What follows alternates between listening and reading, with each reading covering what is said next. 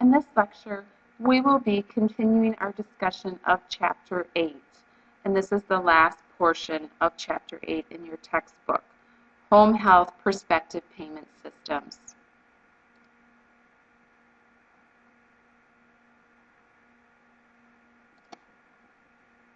Home health agencies, or HHAs, provide skilled care to people in their homes, typically people who are homebound.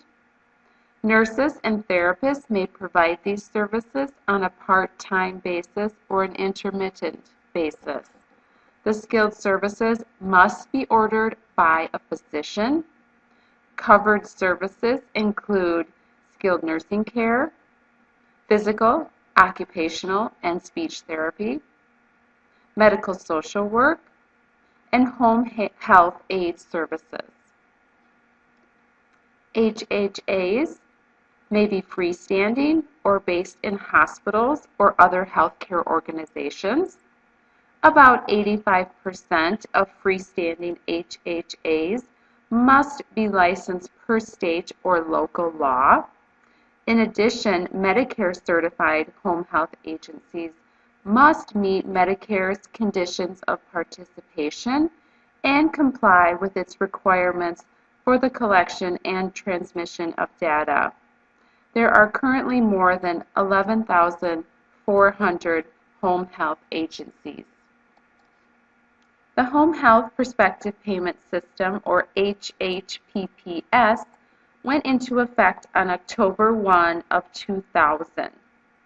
The Home Health Prospective Payment System was authorized by the Balanced Budget Act of 1997 and the Omnibus Consolidated and Emergency Supplemental Act of 1999.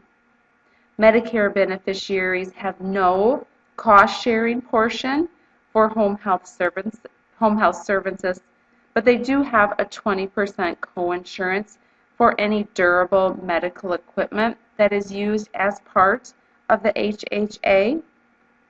Home health services are covered under both Part A and Part B of Medicare. The home health benefit is broadly defined and open-ended. Originally, the Medicare benefit for home health was intended for patients who needed skilled care after an acute care hospitalization. The care was short-term and focused on the patient's recovery. Eligibility criteria have expanded to include some patients who have not had a preceding hospitalization and who are not totally homebound. Beneficiaries can receive an unlimited number of episodes, and those episodes consist of 60-day periods of care as long as they continue to meet that eligibility criteria. The coverage criteria for home health services are delineated in the specifications for certification. Under both Part A and Part B of Medicare, home health services must be certified. Certification may be made by the home health physician, a non-physician practitioner, working in collaboration with that certifying physician, or after an acute or post-acute hospitalization, a physician who cared for the patient in the acute care or post-acute care facility. The certification must state that a face-to-face encounter occurred within the 90 days prior to the start of home health care or within 30 days after the start of care. They must also state that the home health services are needed because that individual is confined to their home and they need intermittent care. A plan must be furnished for services to the individual, and it has to have been established and periodically reviewed by a physician. Also, the services are or were furnished while the individual was under the care of a physician. The unit of payment is the episode of care The episode of care is all the home health care services delivered to a patient during a 60-day period. Claims for episodes of care usually include more than one date of service. Beneficiaries may have multiple episodes. Beneficiaries may also have multiple episodes or multiple 60-day periods. The per episode payment consolidates into one payment reimbursement for all therapy that was provided, all skilled nursing visits, all home health aid visits, medical social services, and all medical supplies, including non-routine medical supplies. Excluded from the home health prospective payment system, as we talked about before, are durable medical equipment, or DME, and also osteoporosis drugs. In HHAs, data are collected on an instrument called the Outcome Assessment Information Set, or OASIS. Home health agency personnel use the OASIS data in the comprehensive assessment that underlines the patient's care plan. Over time, various versions of the OASIS have been used. Currently, OASIS C is used. It collects data in 6 major domains: socio-demographic, environment, support system, health status, functional, and behavioral status. CMS requires specific timeframes for the collection of OASIS data and the completion of comprehensive assessments. OASIS data are collected at the following times: the start of care, if there is a significant change in condition, if there is a transfer to an inpatient facility, if there is resumption of care after inpatient hospitalization, if there is a discharge from care from a home health agency, or if there is a death at home. For all of those events, OASIS data must be collected within 48 hours. For patients whose care is continuing, the home health agency must recertify the medical eligibility within 5 days of the end of that 60-day episode of care. The OASIS data set does not substitute for the comprehensive assessment and care plan. OASIS does use ICD-9 CM codes to represent the health status of patients. CMS requires that coding on the OASIS be based on the ICD-9 CM official coding guidelines for coding and reporting. CMS defines the primary or the principal diagnosis for home health prospective payment systems as the diagnosis most related to the current plan of care. On the OASIS form, the primary diagnosis is entered in field M0230. The diagnosis may or may not be related to the patient's most recent hospital stay, but must relate to the services that are being provided by the home health agency. Other secondary diagnoses are conditions that exist when the plan of care is established, subsequently develop, or affect the treatment of care. CMS requires that home health agencies collect and report data on quality measures. CMS publicly posts these quality data on their website. Consumers may use these results to compare the quality of home health agencies. CMS uses data from the OASIS C, quality measures, and outcome measures. Also, the consumer assessment of healthcare providers and system. Submission of data on quality measures affects payments, which we'll talk about a little bit later in this chapter. Home health claims must record and report all home health services provided to the beneficiary within each 60-day episode. Each service must be reported in the line item detail.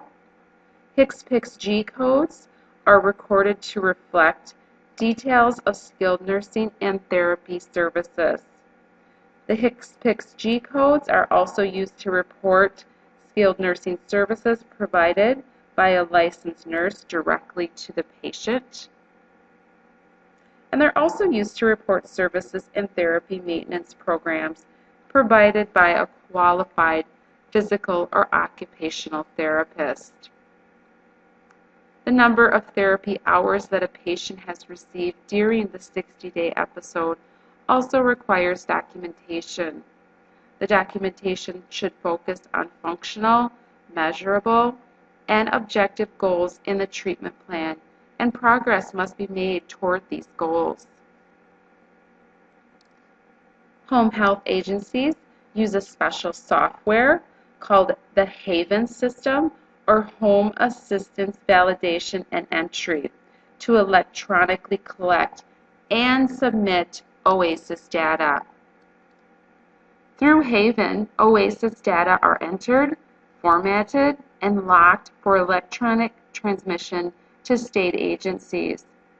Haven also includes a grouper system.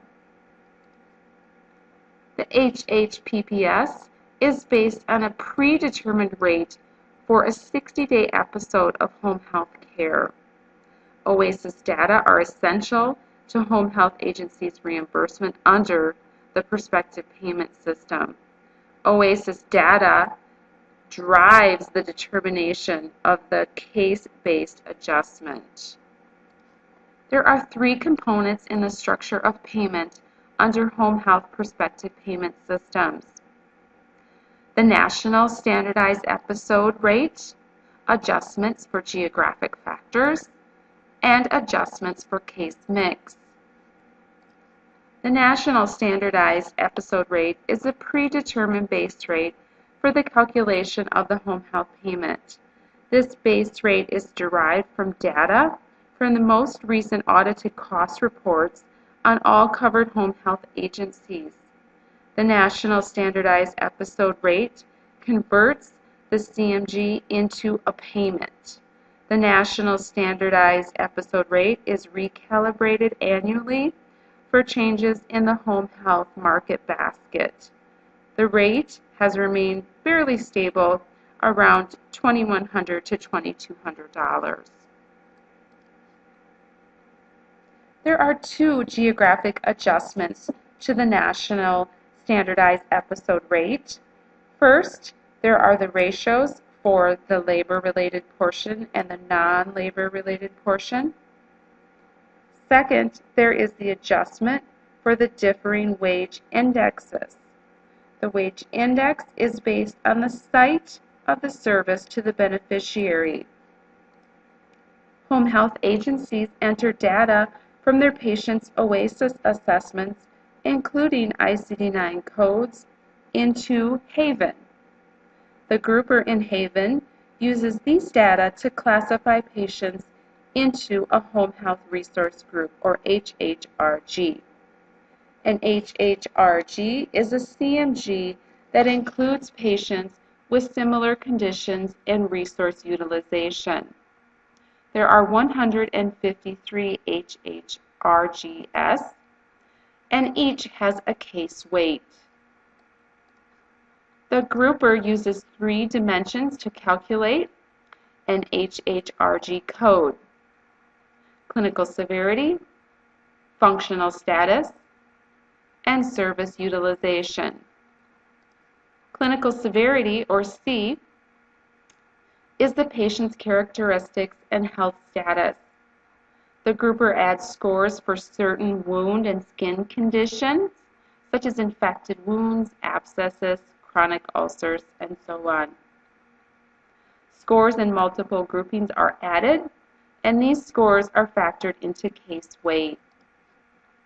Functional status, or F, is for any limitations. S, or service utilization, is defined as the number of therapy visits by physical therapy, speech, or occupation. High is 14 or more. Low is 13 or fewer. The dimensions discussed on the previous slide and their severity are represented in the HHRG code's 6 alphanumeric characters. An example of a code could be CIF1S1. Clinical severity is the first position. Its severity is in the second position. Functional status, or F, is in the third position, and its severity is in the fourth position. And then we have S, or that service utilization, in fifth, with its severity in the sixth position. C1, F1, S1 represents a patient with the lowest severity in clinical function and service dimensions. In the home health prospective payment system, the HHRG contributes to the calculation of the case weight. It is not the sole determinant of the case weight. The timing of the episode and its sequence are also taken into account. The grouper uses complex statistical procedures based on regression analysis to combine the dimensions and the episode's timing. CMS calls these calculations the 4-equation model. Episodes with more than 20 therapy visits are in a hybrid category that uses equation 2 for the clinical dimension and equation 4 for the functional dimension, and then a single group for 20 or more therapy visits. Payment in the home health prospective payment system is based on the HIPPS codes. These codes are 5-character alphanumeric codes. The codes are intelligent because the number or letter in each position provides information. The first position is payment grouping, step, for episode. These are numeric characters only. The second, third, and fourth positions are clinical, functional, and service dimensions in that order. These are alphabetic characters only. The fifth position is the severity of non-routine medical supplies, and these are alphanumeric characters. The 153 HHRGs are represented by the first 4 positions of the HIPPS code. The 1,836 codes are the combination of 153 HHRGs with the 12 NRS severity levels. Each code represents a distinct payment amount without any duplication of payment weights across codes. The code can be decoded to determine the data that will drive payment. There is a decoding example here and also in your textbook. In the home health prospective payment system, the unit of payment is the episode of care. For an episode of care, home health agencies usually receive payment in the form of 2 partial payments. The initial payment and the final payment are known as percentage payments or as split percentage payments. For special circumstances, other potential payments adjustments do exist.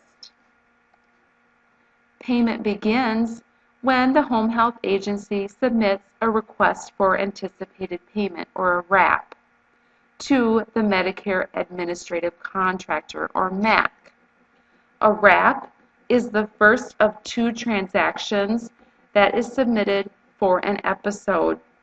Based on the RAP, the home health agency would receive the first split percentage payment for that episode.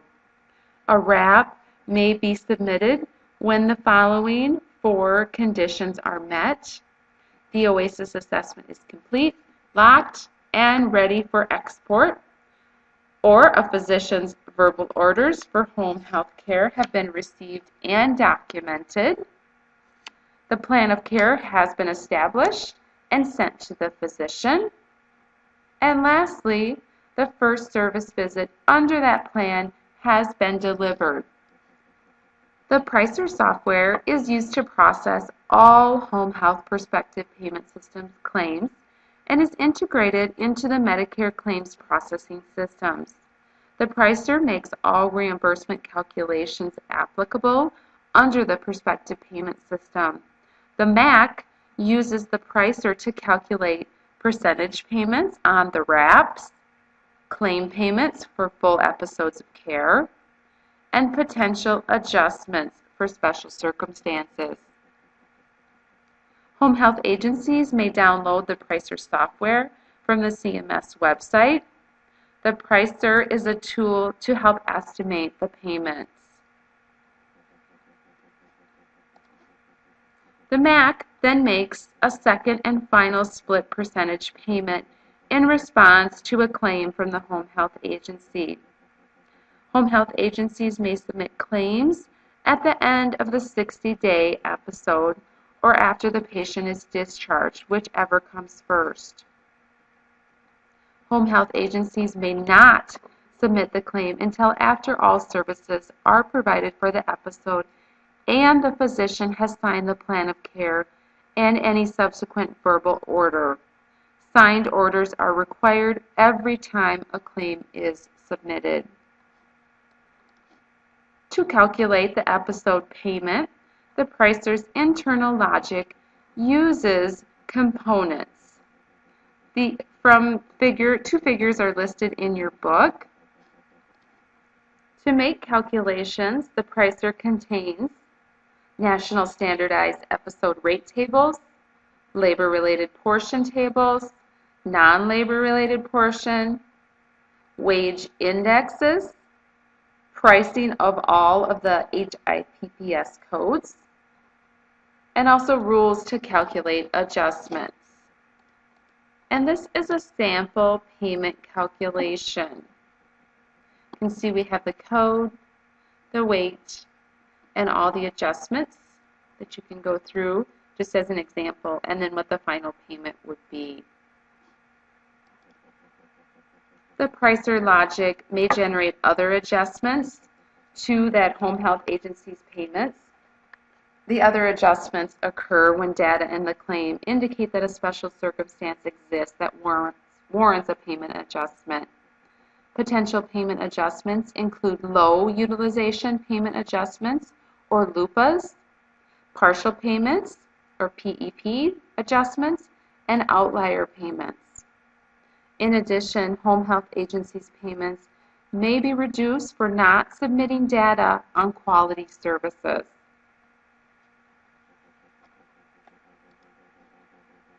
The home health sector is dynamic and under intense scrutiny. For example, a U.S. Senate Finance Committee report concluded that among the major for-profit providers, more therapy was often provided than clinically needed. To operate in this environment and to provide quality care to patients, implementation of the prospective payment system demands the management of details such as process, coding, data entry into OASIS and Haven, and also identification of current payment rates. To collect and report accurate data, ongoing training of home health agency personnel is important. Training should focus on applying CMS's guidelines. So in summary, the home health prospective payment system is an episode-based payment. Each episode of care is 60 days. The OASIS is used to collect data. Haven is the software used for electronic data submission. HHRGs, those are the case mix groups that are based on patients' clinical data and utilization. HIPPS codes determine payment. Accurate and quality data is important for